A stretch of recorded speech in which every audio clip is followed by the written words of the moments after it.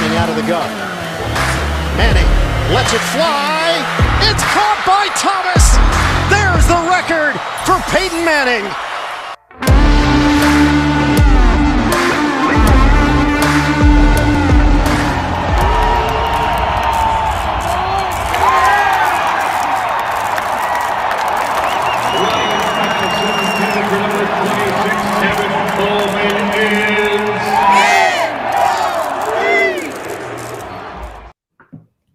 And welcome into the show, everybody. I'm Mundungus Creevy, joined today by my co-host Glenn Hauser, as well as the man, myth, the legend, Cameron Parker, the president and founding member of the I Hate Drew Lock fan club, Bree, and still a paying member of the Tim Tebow super fan club, Lindsay Bebout.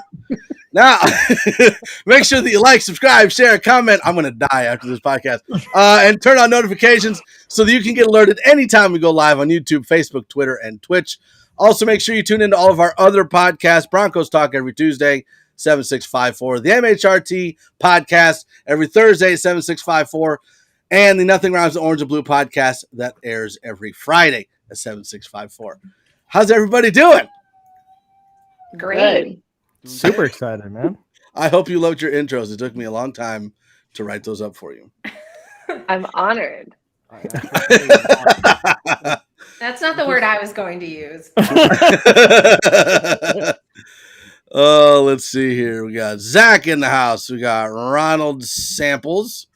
We have Mr. Avatar. I was gonna say Zach says Cam and Lindsay forgets Bree. I feel like Zach forgot something. I know Zach shows Wow. up. They're more important than me. It's fine. I totally get it. I saw Wow. that. I don't know if that's okay. We actually have 4 guests. Bree, have you ever stolen anyone's soul that didn't have Right. one? Oh, that's a good question. Because I think we that- could start What with would- Zach Seegers right now. What would you steal at that point? Like, that's Let's steal his hair, okay? Life steal his energy. hair. I'm going with let's steal that guy's hair. Come on, let's go. I know he's It got looks- miraculous hair. And the Raiders just lost. Raiders lost. Oh, there we go. They lost 17-15 and threw a Hail Mary and did not complete it. So Raiders dropped to 6-6. Yay! You guys actually have 4 guests because you have my cat in the background. Ooh. Oh. What's her name? Well, Her name is Christina Aguilera. wow. That Really? is what that's what her caller says, Christina Aguilera. Cool. She's I a like genie in a bottle. Yeah. With- Beautiful, no matter no what bottle anyone says. included. Yeah. Okay, on that terrible reference, let's move on to let's do some updated scores here around the NFL. Obviously, we just said the Raiders lost to Washington 17-15. The Rams beat the Jaguars 37-7. Baltimore is beating the Steelers 13-12. There's about 6.5 minutes left in that game. Seattle's up 30-23 over the 49ers. Let's see what else we got here. Do we need to go over the final ones too? Yes. Yeah, why not? Okay, sure. Hold on, I gotta scroll back. Dallas beat New Orleans, obviously, 27-17. Tampa Bay beat the Falcons 30-17. Arizona beat Chicago 33-22. The Chargers beat the Bengals 41-22. And the Lions get their first win over the Vikings 29-27. Miami beats the the Dolphins beat the Giants 20-9. The Eagles beat the Jets 33-18, and the Colts shut out the Texans 31-0. Yay. Any surprises in there? The Lions.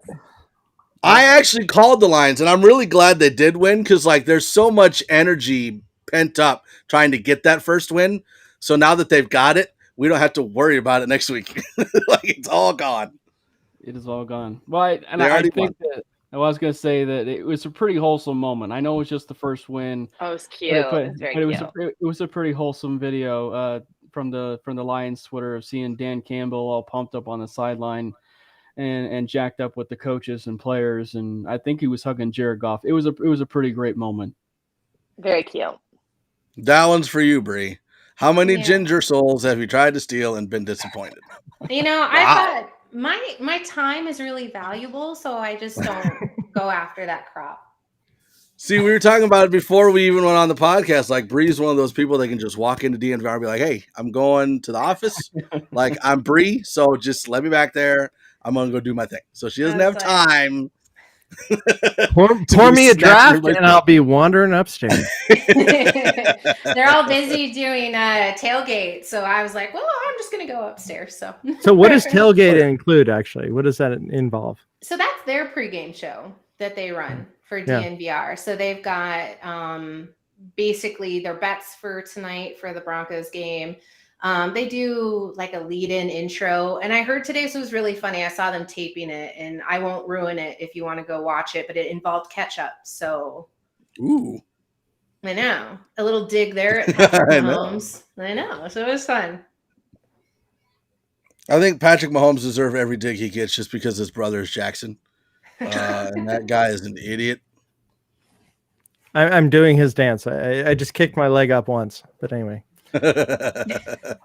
I was just gonna say, for my sake, I just hope we come away with a win, so I don't have Patrick Mahomes' wife, quote tweet, the Javonte Williams tweet, and well, I guess I shouldn't take. I should take it back. I should be happy that she quote tweets so we can, get more views on the Office video.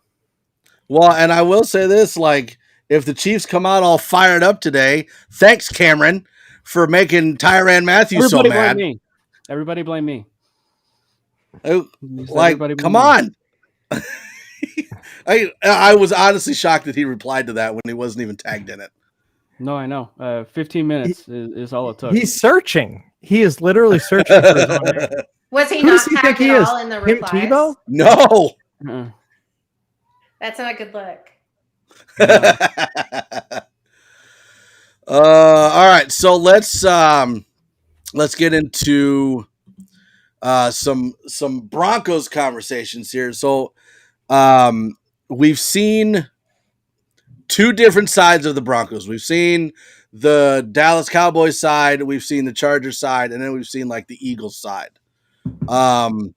Do we believe that it's going to be a continuation of what we saw against the Chargers, or are we going to fall right back into what we've been doing, where it's the whole Jekyll and Hyde monster type thing against the Chiefs tonight? I was going to say, that's the $1 million question, right? Like, that is the $1 million question. Are we going to get the team that showed up against the Dallas Cowboys, or are we going to and Los Angeles Chargers, or we're going to see the team that showed up against the Las Vegas Raiders, at home, or the Cleveland Browns on Thursday night? So I mean, you just have no idea, and that's the $1 million question. And I mean, it felt different this week. Like, it felt different this week with a sense of urgency from the team, from the players. You could just feel it. Like, the team just really, really wanted it. From the media asking the questions of where the players were, you could just get the sense of where they were mentally. And now it's just having that translate to the football field. So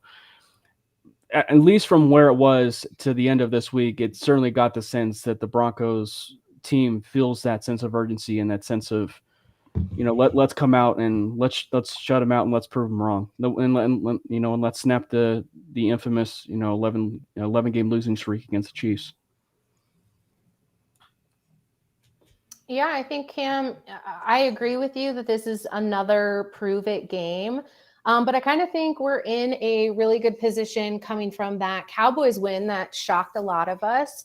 The Chargers win was this is something else. And now I think the Chiefs game is really going to solidify that the Broncos team is a talented roster, which I think a lot of people have been second guessing. Like, where's the team we were promised?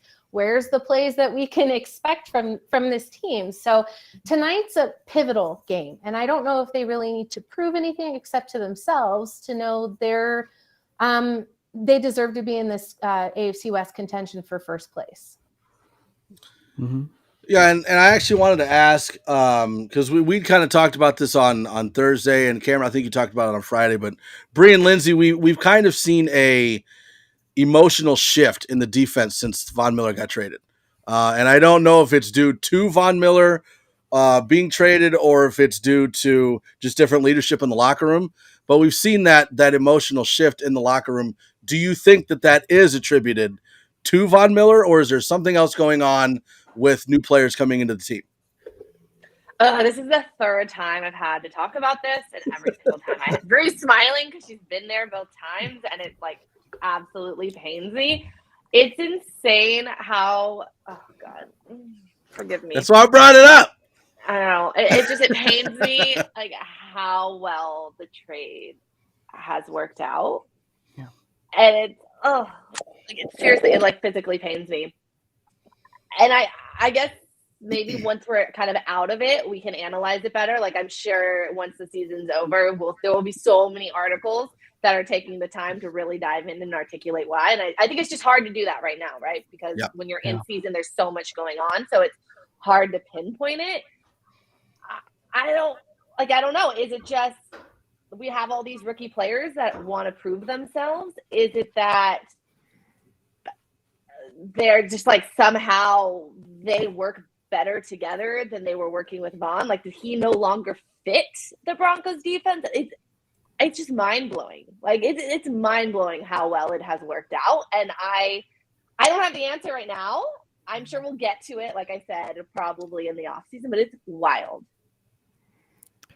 So first of all, I need to point out that Cam, we were at 52,000 views on your video on Friday night. We're now up to 91.5, right? So thank you, Tyron. So if we lose, yay! Broncos country needs to know that Cameron Parker is like, if Honey Badger intercepts a pass and runs it in to win the game, it's on you. But I don't think that's going to happen. He's going to look into the camera and be like, "You like that, Cam Parker? You like that?" CP, what's up? Anyway. Hey, an on-screen call out, like, hey, that's fine. As long as it says your Twitter handle, right? As long as you get the followers. Right, that's right. As long as it is at Cameron Parker. You know, dude, he's going to call you at. So. He's going to say, "What do you think about that?" At Cameron Parker, right? Poo. That's what he's going to yell. He just rips open his jersey. Did you say poo? How dare you? Yeah, P.O. Cameron Parker, P.O. What do you think about that, Cameron Parker, poo? That's what he's going to yell out. Yeah. No, I guess before the game I should have just clicked a little tip jar on Twitter because I guess that's a thing now, right? Oh yeah. Yeah. So I probably should do that before that, but no, yeah. So have you gotten any behind the scenes messages about that or no. just okay? No. No Tyrann Matthew Block either. But how cool is it that he actually? But that just goes to show. Well, it tells us a lot about him. First of all, that he searches his own name when he's not tagged in a tweet. Like let's be honest. Excuse me. Let's be honest. Yeah. If we were all famous, we would do. We would do the same thing. What do you mean, if Lindsay? Yeah, I'll say if. You got Bree over here. I wouldn't have a Google alert of myself set. Like, let's be honest. I can't even say anything because I know I would do the same thing. But also, what Broncos fan is not now a fan of him after being so cool about his remark to you? Like, you know, like nobody could think he's being a jerk by the reaction that he had. So it was really just the Kansas City fans that, you know, wanted to be all snarky and, you know, decided to chime in and be all like, oh, you know, who's Javonte Williams? And then you had thousands and thousands and thousands of Bronco fans chime in. And sorry, Joey, I didn't mute the conversation. So that's actually breaking news on that front. I didn't mute the conversation considering I got the you know, what's been happening on them. But no, it was just, I mean, it wasn't anything, you know, toxic on his front. I guess the thing that just, to what Lindsay talked about, was just like, it is a little bit frustrating when you have a player that can search his own name, you know, on Twitter when he's not even tagged, right? You know, and so it's just like, it's one of those things that just like, you know, I didn't do anything. So, I mean, theoretically, I'm not really to blame. It's just really Tyrann Mathieu, the one that generated all the views because he responded to a tweet, you know, so I mean, anybody wants to come out and blame me is fine, but you know, at the end of the day, I really didn't even cause a single loss for the Denver Broncos Chiefs game. I have not seen a moonwalk since Michael Jackson like that. But anyway, you know. So kind of sticking with the linebacker theme, I'm hearing a lot of Kenny Young is not as good as Josie Jewell. Josie Jewell is going to take over when he's back. Do we continue to see a Kenny Young, Baron Browning matchup next year if we re-sign Kenny Young? And is it just the chemistry between the two that's making it so successful, or do we legitimately have a future corner piece at middle linebacker in Kenny Young? Go ahead, Bree. Anybody.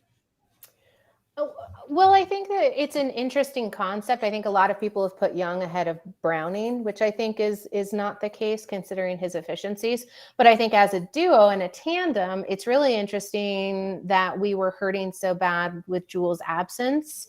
We found a replacement, and now it might potentially be one. So that competition going into the offseason will be something to look forward to. I'm not going to rush ahead, but I think that he is an incredible talent. There was a little bit of concern there coming in that his attitude upon being placed on the Broncos was a little off, but I think he's completely shut that down and there's no longer a concern. I still want to see more out of him, but I'm potentially very impressed with his play. So with his attitude, Bree, the reason given was that he was traded because of salary cap considerations. And I don't know what he was making with the Rams, but then they turn around and they absorb a $7 million contract from OBJ. So it just seemed, I think it was the shock of it all, them throwing him out in front of the media the first like 15 minutes after he arrived. Sure. So since then, if you saw, I don't know if you saw the Colin Cowherd interview, which was interesting on a few fronts. One, it was he was an intern for Cowherd when he was at UCLA. So it was interesting that they knew each other when one was a college kid and one was an established broadcaster. The second thing was that he actually said about it was right after the Bridgewater miss on the tackle, just deciding not to go for it. He said he didn't want his quarterback even attempting a tackle like that.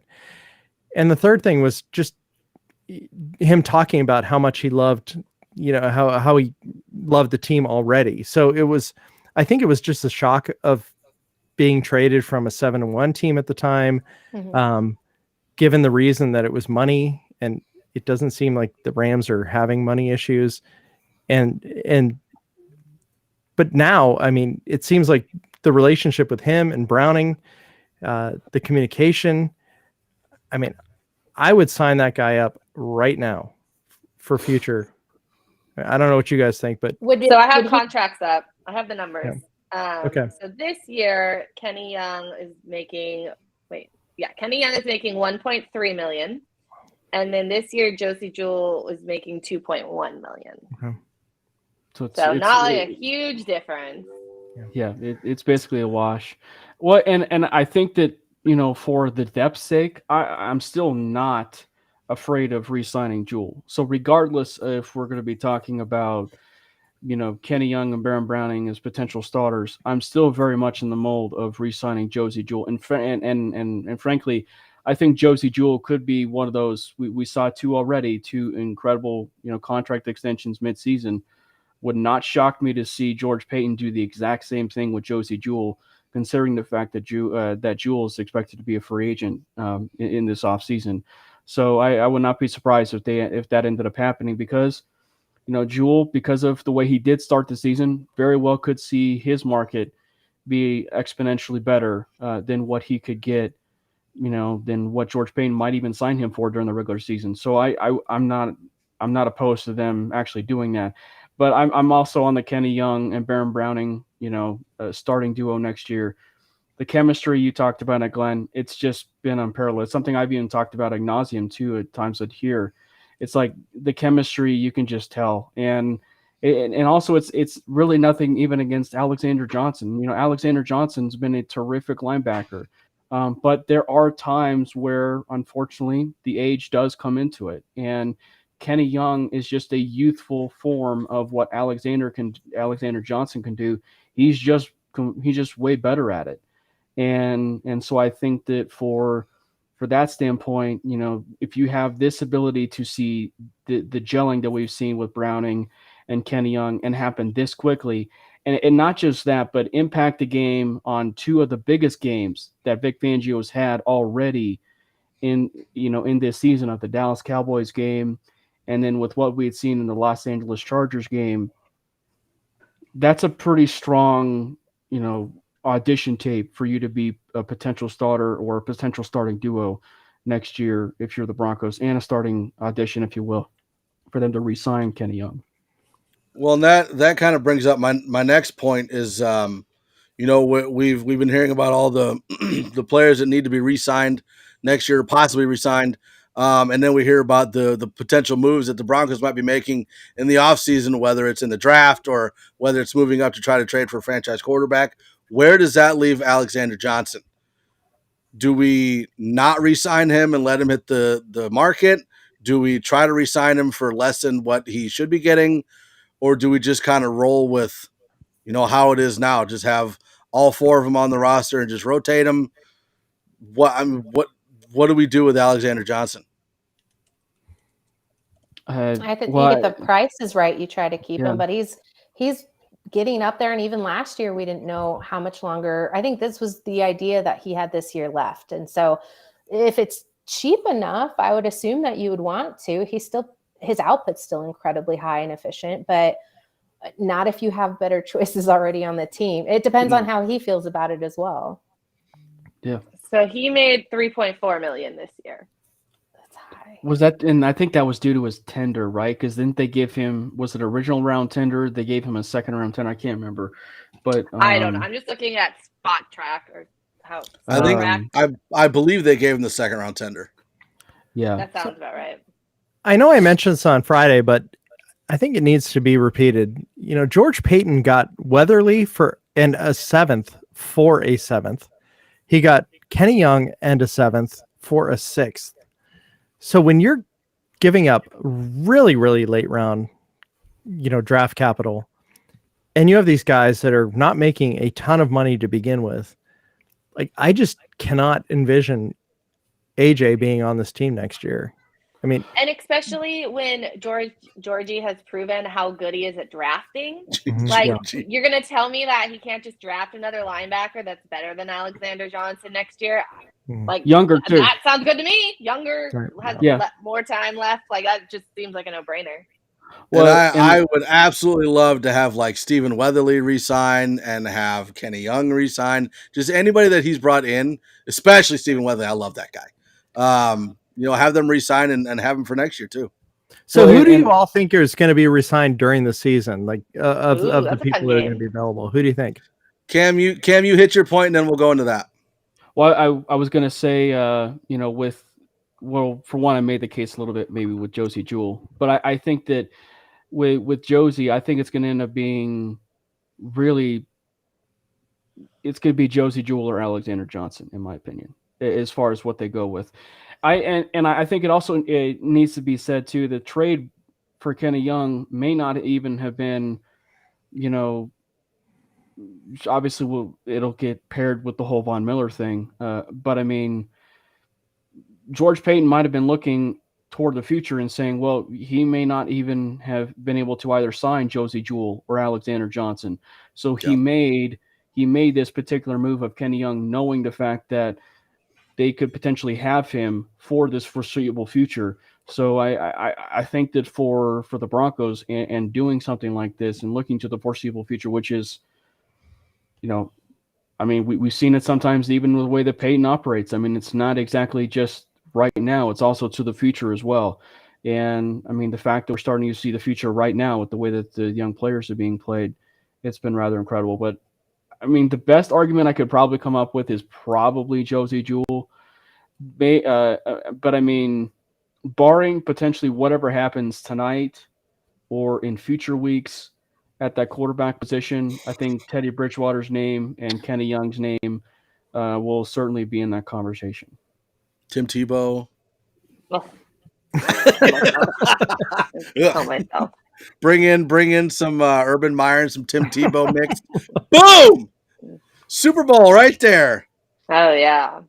No, I was trying to find all the players that are going to be free agents, And I just found one article that says 8 key Broncos, so it's only some of them. And I was looking, and it's Von Miller. Okay, well, he's gone. Cortland Sutton, he stayed. Kyle Fuller, he's gone.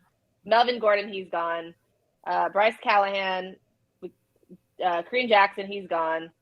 Tim Patrick, we re-signed, and Alexander Johnston, he's gone. You think Melvin's gone? I was just going to say, I think Melvin Gordon, Yeah. I would like to keep him. I don't think they re-signed. How much would you pay, Bree? That's a good question. I don't know. I don't think we can short sell the fact that he's been extremely important to the rushing core. Like, I don't think I don't think you want to let him go. And this is another, like, maybe it's being optimistic, but do you necessarily want to get rid of a talent that's still really giving us everything that he has and at a high level? So I think Melvin Gordon should be a re-sign. I know not everyone agrees with that. I think you run the 2 tandem backs and you get a lot of, I know everyone wants to see Javonte Williams 100% of the time, but honestly, it's working really well having both of them out there. I think you want to run that back. Well, and you're still not going to see him. You're still not going to see them both. Like, you're still not going to see Javonte 100%. It's still going to be Javonte sharing with Mike Boone. Like, obviously, he'll get more of the runs, but I mean, for me, if you put my gun to my head, I'm never going to guess that you're re-signing a 29-year-old, 30-year-old running back. But Adrian Peterson's still out there with doing his thing. So is his age? For sure. And I'm not saying I'd be upset if we did. I just, if you were to put a gun to my head and say, Lindsay, do you think this happens? I would guess no. Well, I was going to say, not be upset if it does. Like Melvin Gordon, Adrian Peterson, too. I think there's an argument to be said though for Bree's case, because literally look at what Melvin Gordon has been able to do in the first 2 seasons with Denver. I mean, he has been a touchdown production machine when in the red zone, and people are certainly going to be looking at the fumbles and key situations, the Philadelphia game, the Miami game. They'll be looking at some of those things. And again, I mean, we are big Javonte Williams fan club. I mean, a majority of Broncos country really is. But the fact of it is like Melvin Gordon, really, I mean, I would not be opposed to it. And something that I've even gone back and forth on with Melvin Gordon, and honestly goes to at times the incompetency of the offensive staff, but it's more, it's more, I would love to bring back Melvin Gordon and pair with Javonte Williams with a very competent offensive coordinator so that we can actually start to see the flourish of a true duo that is Melvin Gordon and Javonte Williams for a full season, or even creating these opportunities, which we've never even seen yet, which is like a Melvin Gordon backfield and a Javonte Williams backfield together in one play, and so, just using that type of creativity. We've yet to even see that. We've seen Boone in the backfield with either Melvin Gordon or Javonte Williams. Well, we've never really seen both Melvin Gordon and Javonte Williams in one potential play. I mean, heck, they could even run I formation and use Javonte Williams as fullback, for crying out loud. I mean, so I mean, it's just, I think that there's an argument to be said that Melvin Gordon is very much a contract extension candidate. Now, I don't know as far as how much, but I mean, if you sign him for, say, $7 million, or maybe this has been talked about before on the podcast before about letting him, dip and test the waters of free agency, and then, seeing what his market is, and then having him come back, because clearly Melvin Gordon, he loves it here. You see so much with KJ Hamler, Jerry Jeudy, the chemistry with this team is there with Melvin Gordon. He absolutely loves it here. So it's been absolutely great for him. I think to Lindsay's point too, I agree. Like, does it happen? I don't know. I'd love to see it. But if you were writing the contracts, I don't know what you pay him, and he deserves to be paid if it's the same thing. Yeah, I mean, running backs just really have it rough, because even if you're really good, if people see the number 3 in front of your age, they're like, already your value goes down regardless of how you perform the year prior. It's just how it is. So I know Lindsay will probably shudder at this thought, but oh no, what happens? What needs to happen for Vic to retain his job? And if he does next year, what changes are made on the coaching staff, do you think? Oh, he doesn't make changes. That's the thing, right? Yeah. That's his whole thing, is he just goes with what he has. So, Well, what changes would you think he would be forced to make? I have to imagine Tom McMahon is gone, right? Like he comes into Georgie's office and Georgie looks him in the eye and is like, dude, I'm trying here. Like, please don't make me have to fire you. Just do it.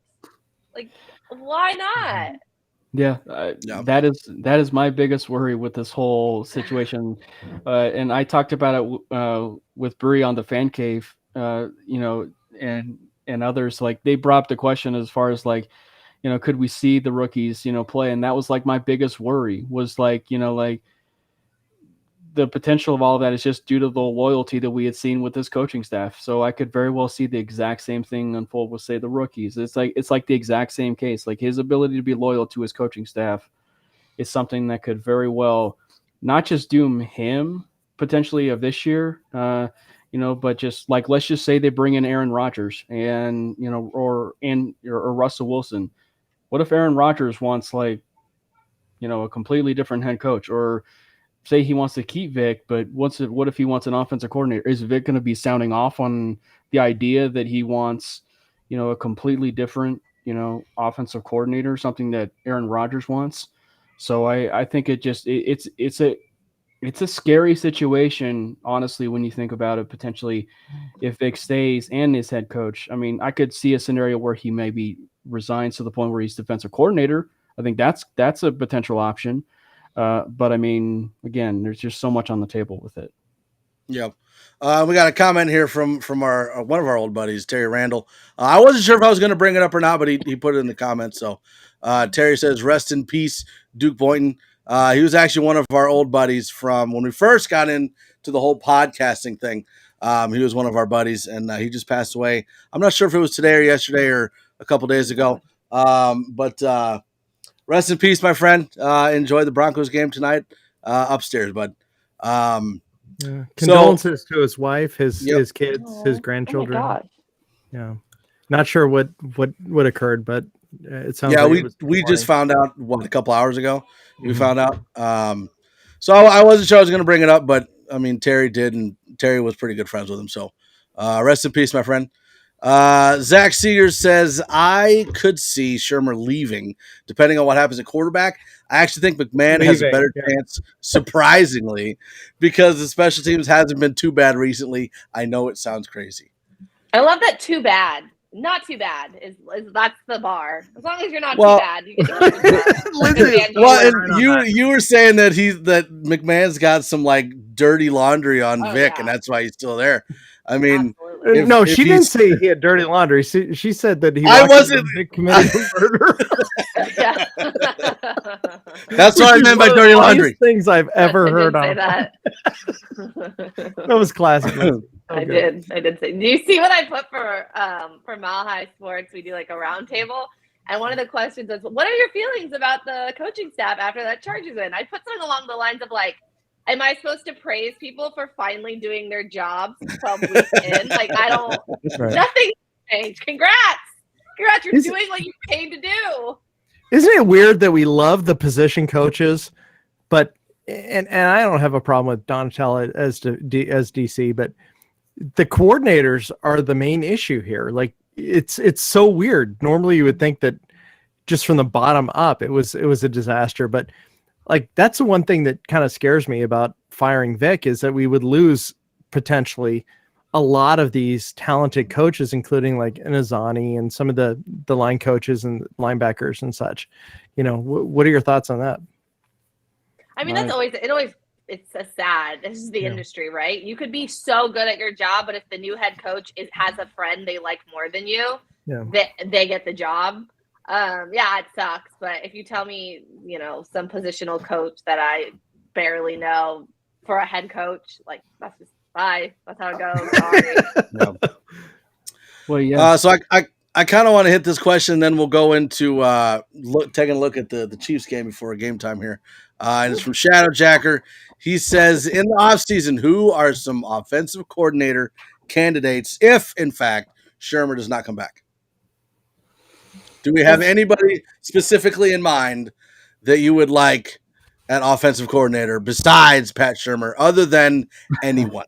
Skank? It's weird because it's almost like harder to have that conversation because that's much more relational based than a head coach. Like we all know what coordinators are going to become head coaches next season. That's a domino all in itself because suddenly if there's a new head coach at the for the Lions, okay, well they're gonna fire their offensive coordinator and they might take it from somewhere like that is so hard to predict. Yeah. So I guess one big question would be if Pat Shurmur leaves.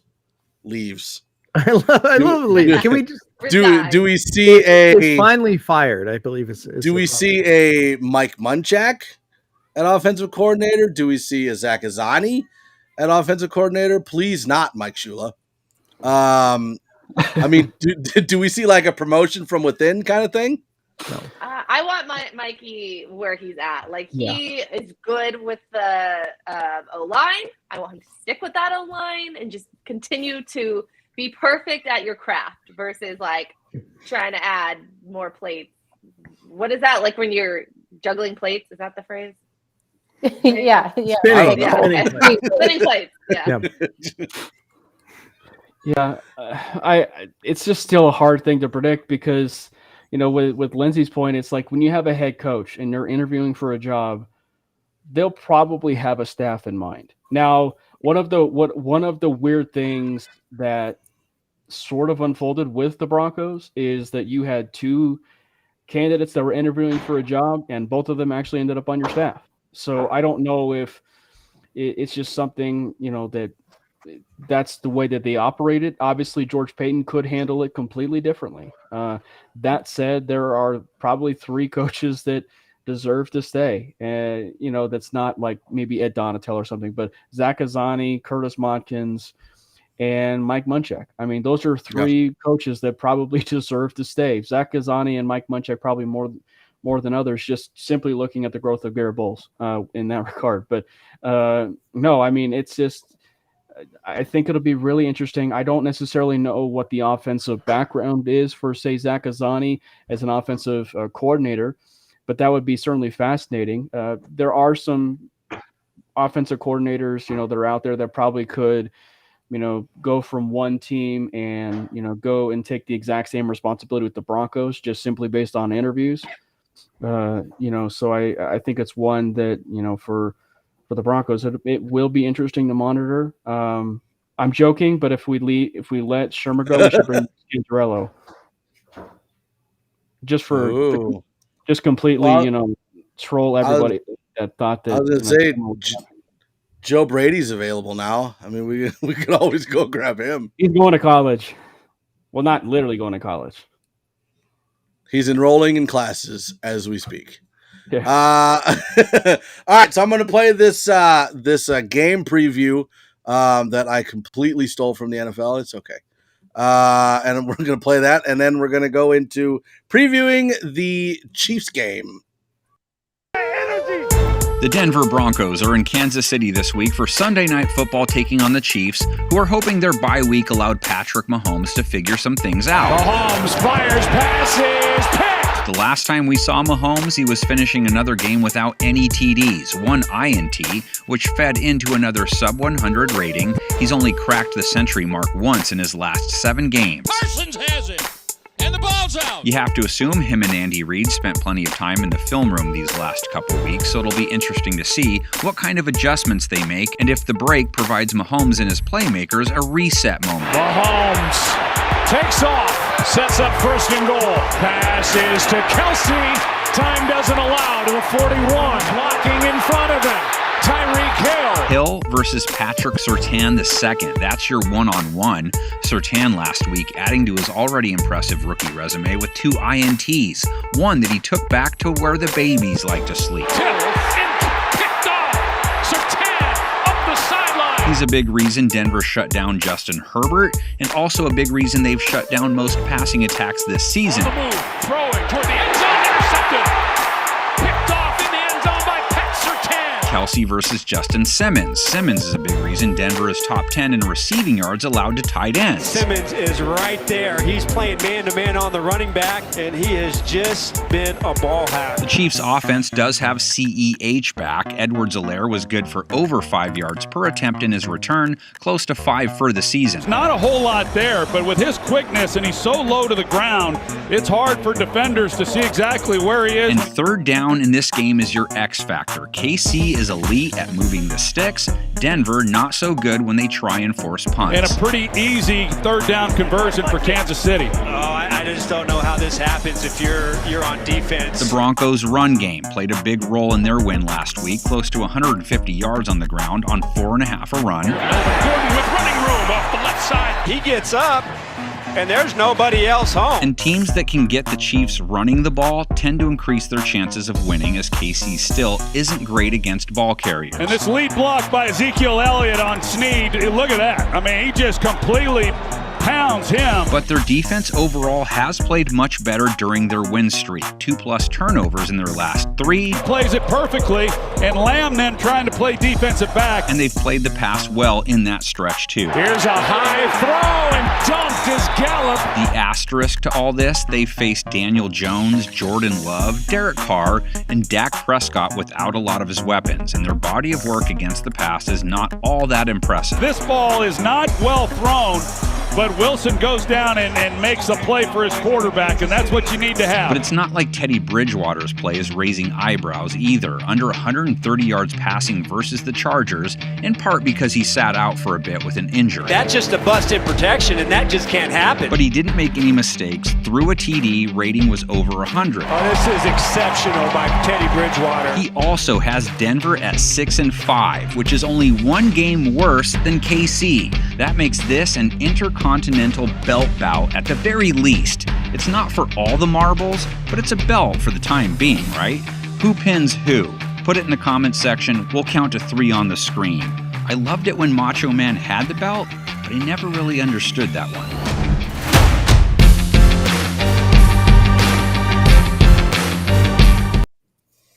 And Daniel Wait, Jeremiah is the only one that picked the Broncos. Okay, I was just about to say, wait, did I see?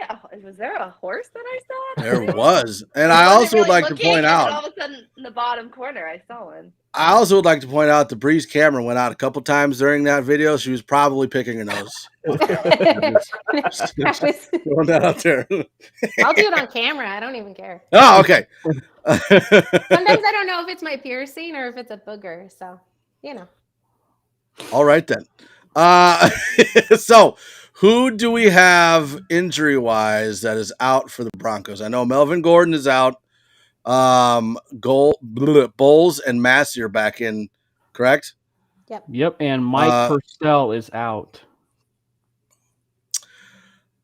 I will say I have liked the defensive line better when Purcell is not in there. I like the idea. I just like the idea with Purcell sort of not being in there. And it's really nothing against Purcell, but I like the idea of doing a true pass rush scheme, if you will, with guys like that, McTelvin, Najim, to really just dare, if you will, the Kansas City Chiefs to run the football. And if you can be able to create that type of pressure with Najim or Sosa, and the rest of the gang, on Patrick Mahomes, you are going to have a pretty successful night. And but it's still pretty surprising, should we say, that what is it that Mike Purcell is inactive, and it sounds like Zach's chiming in two different things of, meaning two different things why Purcell's inactive. Yeah, healthy scratch. I mean, my goodness. That's interesting considering who they want and trust out there as far as combos go. I know Harris was questionable as well. Is he good to go today? Who'd you say, Bree? Was Shelby Harris good to go tonight? Yeah, I think so. Okay. I don't see anything on him. That was my big concern. That, and I think Kareem Jackson is also a go, because he and Shelby Harris were not on the inactive list that I saw. Okay. Well, I am I'm happy that we basically have, other than Graham Glasgow, our starting offensive line. But honestly, Quinn Miners has been playing fantastic, being in their guard. So I'm very excited that we have our basically starting offensive line all back. And we've been able to do some pretty good damage on the ground having backups on our offensive line. So it's kind of exciting to see what they're going to be able to do with Javonte getting his first start today. Do you think the run blocking improves with that combo out there? I think Miners has been doing a fantastic job of literally carrying Javonte Williams at times. I think that's going to be a huge payoff tonight. And I also think it'll give Teddy some time in the pocket as well. That's been a concern. I know that he is able to hold on to the ball relatively long, but I'm hoping that his protection's well and that we don't take a whole lot of QB hits this evening. It is interesting, some of the things that the coaches have said the last 2 years, like Vic, when he's giving out the game balls, he's like, we ran it 33 times. It's like, right. Yeah. That's what you should do. Right? Okay. That's where we've had success. And like last year, Shermer's at the podium. He's like, we threw a screen pass. Like, yes, that's what you do. The fact that Patriots do that. The fact that you have to say that is just sad. Right. Also a lack of self-awareness to say I know. That way. Why do these people have jobs? Idiots. Like, I have no respect for either of them. Have I hit that well? No. Well, you have not hit that at all. No. So I do have the official inactive list if you want that, Mike. But yes. So we got Brett Rippon, Melvin Gordon, Bassey, Jamar Johnson for the 95th week in a row, and Mike Purcell. So, and I'm also, curious. If Teddy Bridgewater got hurt and then Drew Lock got hurt, would they put in Kendall Hinton? I mean, it would That's not came to mind. Well, I mean, at the same time, even if Drew Lock didn't have a broken leg or Teddy Bridgewater had a broken leg, they probably would play Lock. They probably will put in Teddy Bridgewater. By the way, on the inactive sorry, Bree. You're not sorry. You're not. I'm not at all. Well, I was also going to say, like, isn't Rippon a better fit as a backup than Locke is? I mean, Do you honestly think that Brett Rippon is the QB2 potential, or are you just trying to get under my skin? Because both are a little bit of both. But no, and honestly, do I think that Rippon is more talented than Locke? Absolutely not. Do I think that Rippon is a better fit for what Shermer's trying to do? Yeah. I mean, sure, but at the same time, I mean, Brett Rippon has only played one game as a starter, and so he's really been used to being a backup this whole time. So, I mean, by the way, the Chiefs inactives, it looks like Shane Buechele, I'm probably butchering his first name or last name, but quarterback. Rashad Fenton is out, and both tackles, Lucas Niang and Kyle Long, are out. For the Chiefs front on that one, but I don't know. It'll be a little bit interesting to see with this running game, because it's something we talked about on Friday, and something that they absolutely need to run the ball. I don't want to, channel my inner Sandra Bullock from Blindside, and, stand there in the stands and, yell, run the dang ball. But I might have to. But I mean, it's just one of those things that just, like, I don't want it to be like, if you can be able to establish the running game, then it's going to open up a lot of other things for you. And another thing, one of the things we talked about too, is that Courtland Sutton is coming in this game. He was not a part of the Kansas City Chiefs game last year. And one of the things that I would love to see is still have the ability to establish this running game, but also still be able to take your shots downfield. Don't be just so limited that you're going to, be so manila and do whatever it is that you want to do on offense as far as passing and stuff like that. Still take your shots down the field.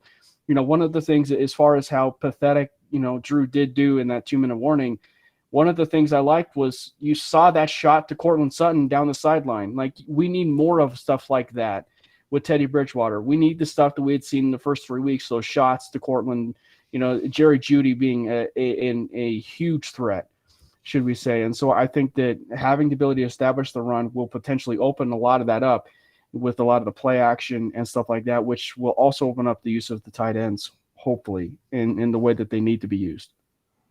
I know Lindsay and I talked about this a lot this week, is that we would like to see more targets towards our guys that we just re-signed. So Cortland Sutton, Tim Patrick, Javonte Williams was the leading receiver last week, which is exciting, and it worked out well. But the offense is going to need to obviously score more points than Kansas City. And you're going to do that by really, to Cam's point, getting it downfield and having a couple more deep shots. I'd like to see Sutton have a big game. That would be nice. More than 3 targets. I think he's had 8 in the last 3 games, which is, it's not great.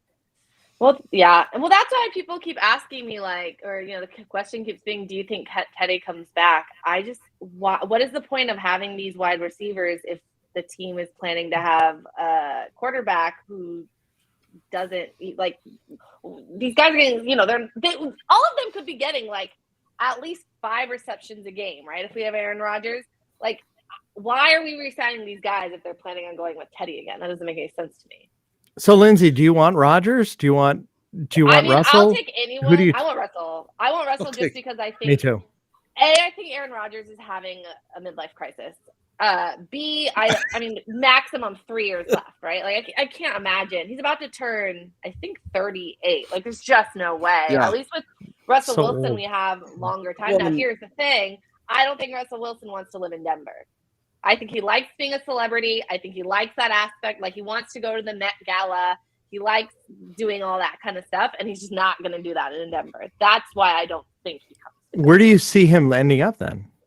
It makes no sense to me because remember last year, I don't remember what the teams were, but his agent was like, he's not looking for a trade. Oh, Chicago was one of them. What if he was? Are you kidding me? It was like Chicago, 49ers. Dallas, I think. Dallas. Like, none of those options work. So I don't know.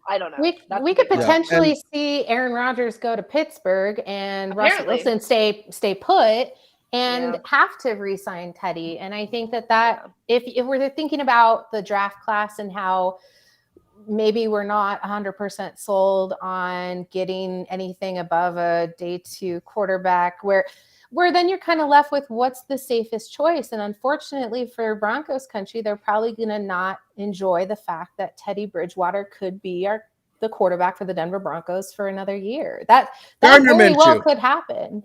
I have this really weird gut feeling it's going to be Matt Ryan. We've talked about that. We talked about that. I just have this gut feeling that they're going to be like, who's left? And then Matt He's Ryan like is one of them. I don't think he's a better choice. Well, and I think that's brought up a few things that we talked about, and I think that's why it's great to go down the Peyton Manning route again with guys like the Aaron Rodgers, the Russell Wilsons, and say that we're going to get those guys, but it's much safer to say that the Broncos will probably bring in a draft quarterback, and it's something that George Paton is clearly spending a lot of time looking at quarterbacks. And so, I mean, he's looking at quarterbacks. He's been to Carson Strong's game. He's been to Malik Willis. I mean, he's been to Matt Corral. I mean, he's been to all of these quarterbacks of this class. So maybe he is just doing it just strictly, maybe it's just strictly, due diligence for the simple fact that George Paton, which is still smart on his part, but it also is somewhat showing that he is interested in upgrading the quarterback. And so along with that, it seems much more predictable to say that Teddy Bridgewater should remain at quarterback if that is the route that they go. And so regardless if it's a first-round quarterback, day 2 quarterback, whatever, Teddy Bridgewater is probably, if we're being a betting, person, is probably the likely person that's going to be your starter next year, barring, any new rumor that breaks within, this next offseason.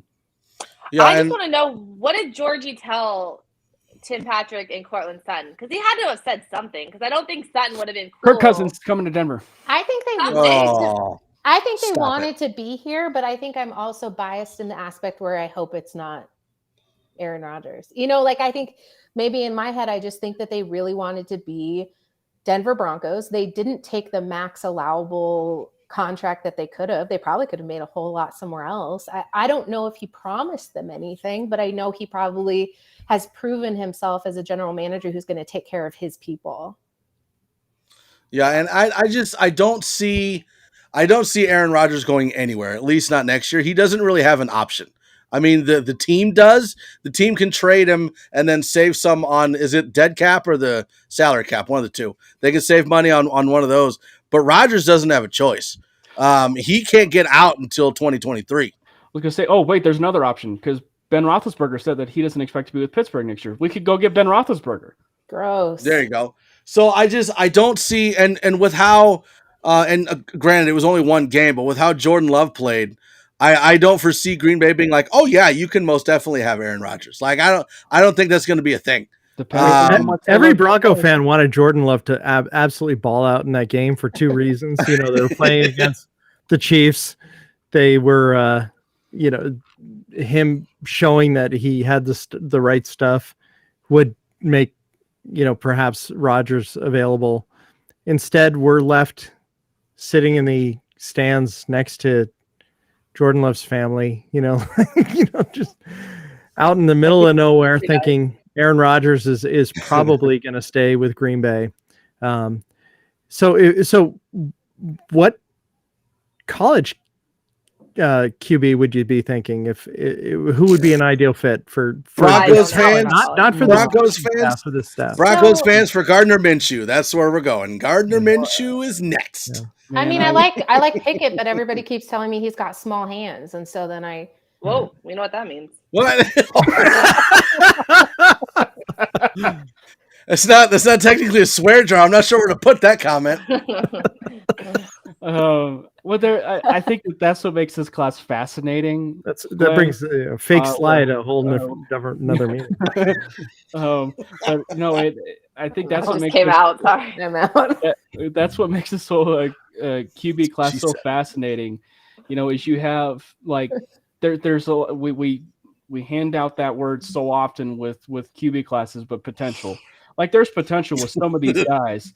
It's just a matter of, is George Payton going to fall in love with one of these guys? And if he trades up for a quarterback, well, then that could be potential cue that maybe he's either learning under Teddy or they want to give him the reins immediately, which there's its pros and its cons with that. One of my favorites has been, Carson Strong. I mean, I think that mobility has been a very strong thing that gets thrown around with him. But I mean, the thing is like people realize that you can be mobile within the pocket. I mean, Tom Brady is mobile within the pocket, yet he's not a Lamar Jackson. He's not a Kyler Murray. He's not he's not any of those explosive running backs. Or should we say quarterbacks, right? Because he runs about as well as Peyton Manning does. I think that people just have misused this word of mobility in terms of quarterbacks. And so Carson Strong, he has this huge arm that I think draft boards have him like as a very late day 2 pick and stuff like that, like with mock drafts, and mock drafts always, lie to you anyway. But I mean, they do. And so it's just one of those things that I think that Carson Strong will be flying up boards. And I think that Malik Willis is one of those intriguing guys where you're talking about an absolute project, but if you were to put him under, say, like a Teddy Bridgewater, you're talking about a guy that could learn to utilize the way it is in the pocket and utilize his skills the way that, should we say, maybe even a Kyler Murray, or so maybe to what Lamar Jackson can do to a certain extent, to where he can completely change the game with his legs. The NFL has gone to this new way sometimes with a mobile quarterback that I think that Malik Willis will find a place in the league. So those are a few guys. I think Kenny Pickett is very fascinating, not just because he's not Teddy Bridgewater with 2 gloves, but that he's a playmaker. Like he's an absolute playmaker. And Matt Corral, I think you can clearly see the playmaking with him. So there's a lot of great choices, should I say, with the that I should say with this QB class. But there's also a lot of puzzles because they almost every single one of those guys are projects. And one thing I was going to say is it's really easy to say that now because we have yet to see the East-West Shrine Bowl.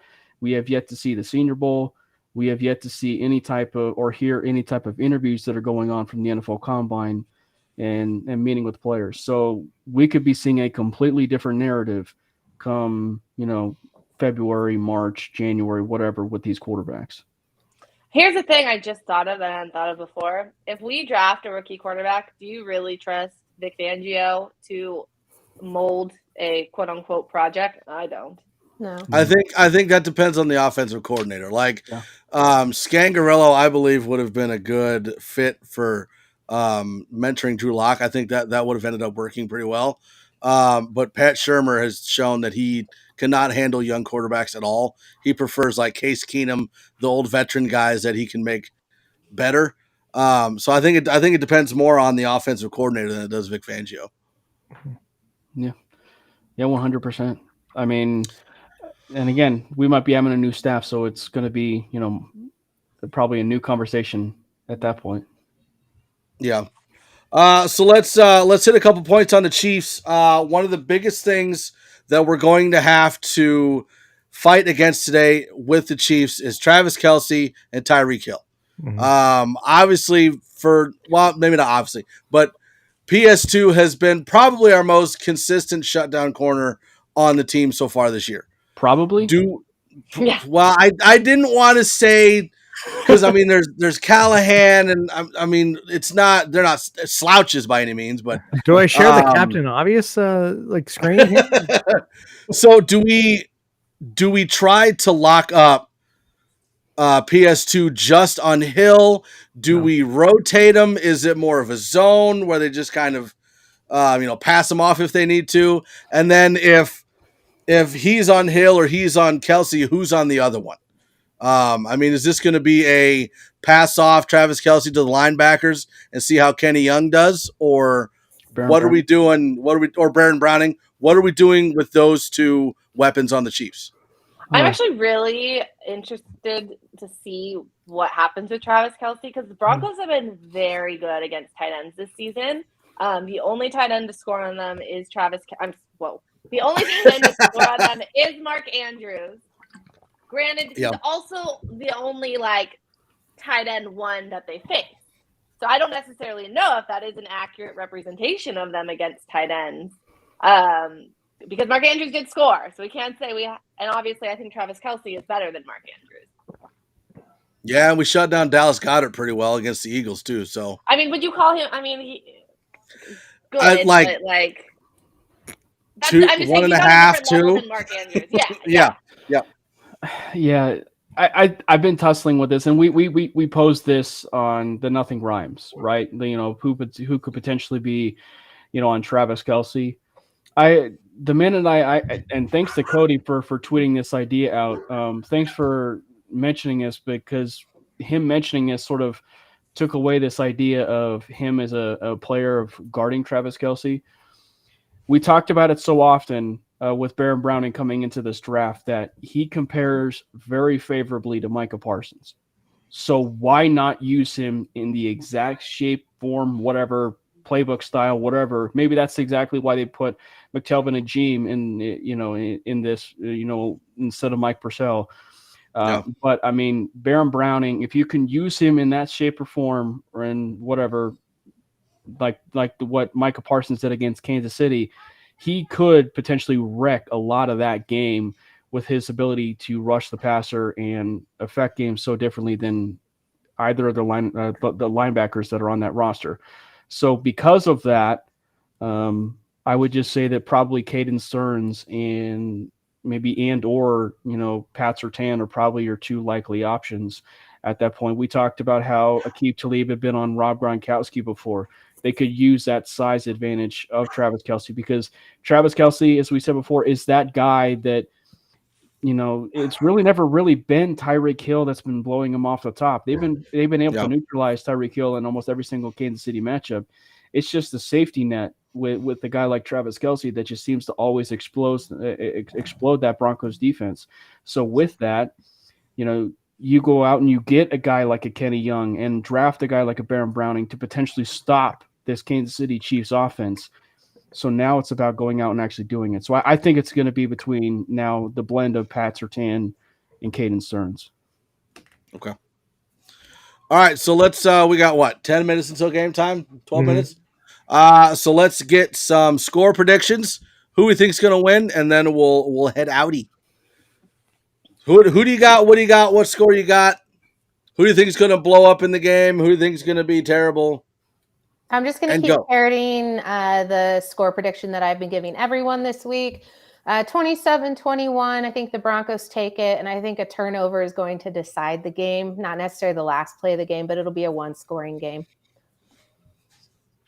I'm going to go with my consistent theme, and if I get booted off, I will be booted off the island, and I'll be able to live with it. But I had 20-13 on the Mainly Broncos podcast, and I also had 20-13 on the Nothing Rhymes podcast, and I had the Chiefs winning the game.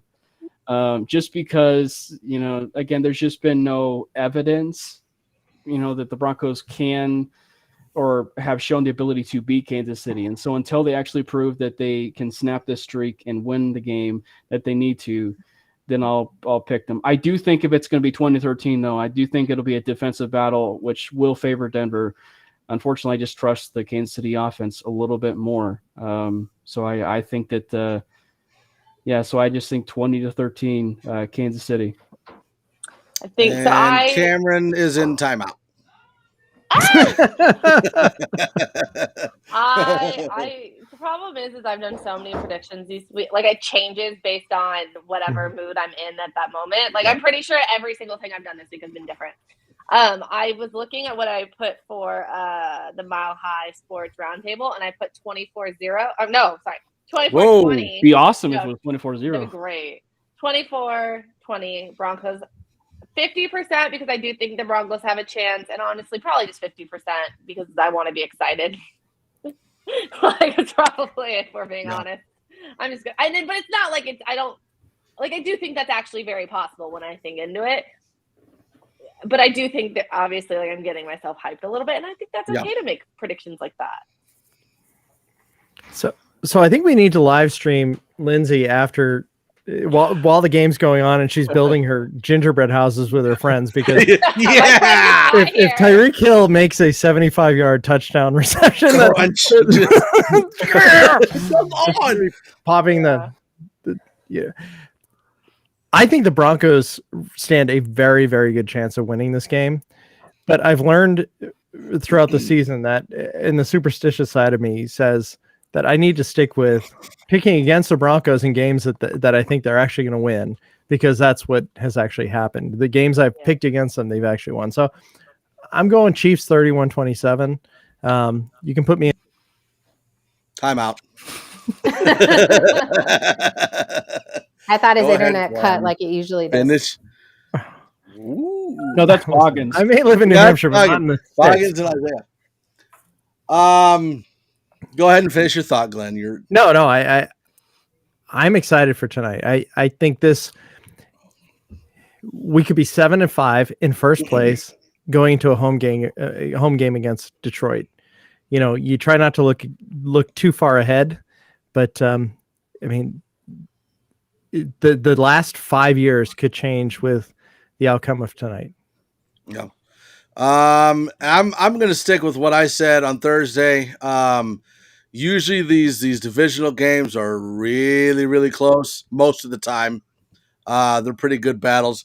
I went with 28-27 Denver. Kansas City loses on a missed extra point. I love it. All right. So that's what I went with. Love it. Anything else we want to cover before we head out? No, it was just it was an absolute joy to be on with Lindsay and Bree and Glenn and unfortunately you, Mike. And wow. No, it was great. We all feel that way, Cam. I got my hand on the timeout button right now. Honesty is the best policy. And one last thing before I go: Jingle All the Way is not the best Christmas movie of all time. Sorry, Mario. Fifth. Not even close. Yeah. Die Hard. Die Hard's not even a Christmas movie. Yes, it is. So, Bree, what is happening downstairs right now? You're at DNVR. I gotta go run because we have our tables set up, our drinks are ready. You can hear everybody screaming. Like, I'm in the back studio, but I keep hearing it through my headphones. So everyone's ready to go. I know it's packed downstairs. They just spun the Wheel of Destiny, so we'll see what triggers our free shot. And yeah, it's a good night. So, are you with any of our Twitter friends there tonight? Yeah, absolutely. So Tori's here, D-Line, RK, Andre, and Hank just did the tailgate. Kale's here, Allie. I don't know who else who's not, who doesn't have to Awesome. be here. Give them all a here, hug but for me. I will. I let everyone Cool. who said Well, hello. thanks for joining. Make have a sure good that time. make sure you let D-Line know that I appreciate his athleticism in cornhole. It's quite a sight to see. His coaching. Yeah. All right, so we'll go ahead and head out so Bree can go get more smash than she already is. So make sure you like, subscribe, comment, share, turn on notifications so you can catch all of our content when it is posted. Make sure you're also tuning into Broncos Talk every Tuesday at 7654, the MHRT podcast on Thursday at 7654, and the Nothing Rhymes podcast on Friday at 7654. And you can catch all of those audio versions on all of the what those things are called, major streaming services. They're down below in the description. I also have everybody's Twitter handles down in the description below, so make sure you follow Cameron, Bree, and Lindsay. Not Glenn, he's kind of boring. But everybody else is down in the description below, so go ahead and follow them. And we're going to go ahead and head out so we can go catch this game. Go Broncos! Go Broncos!